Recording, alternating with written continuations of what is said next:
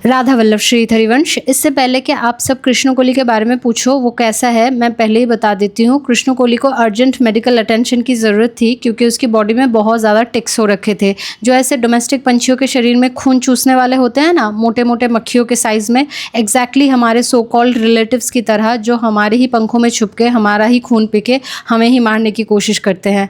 अब हमारा खुद का ही प्रारब्ध खराब है तो किसी को क्या ही दोष दे।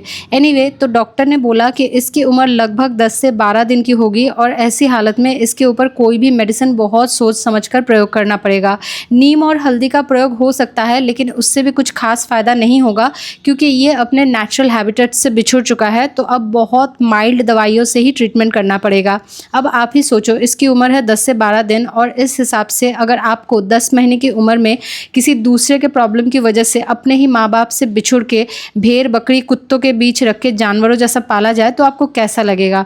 तो इसीलिए श्री जी की कृपा से लास्ट 2 दिन में मैंने ही आहिस्ता आहिस्ता उसके पंखों से कुल मिला के 11 टिक्स निकाले हैं। सोचो, एक चींटी काट जाए हमारे शरीर में तो कितनी तकलीफ होती है, और इसके इतने से शरीर में 11 इतने मोटे मोटे टिक्स।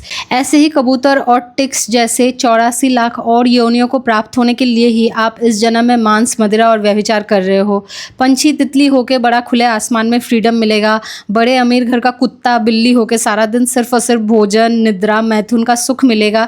यही सब सोच के अल्टीमेटली जीव एक योनि से दूसरे योनि में भटकता रहता है। इतने छोटे से कबूतर के बच्चे का क्या दोष था? उन सारे देशों में जहां इस वक्त युद्ध चल रहा है वहां मरने वाले बच्चों की क्या ही गलती है? आपको क्या पता कि अगला जन्म आपका कहाँ होगा और क्या क्या दुख भोगना पड़ेगा। इसीलिए भगवान को फूल माला अगरबत्ती चढ़ाओ ना चढ़ाओ, लेकिन डट के नाम जाप करो, धर्म से चलो और जल्दी से जल्दी इस मृत्यु लोक के माया से निकलो।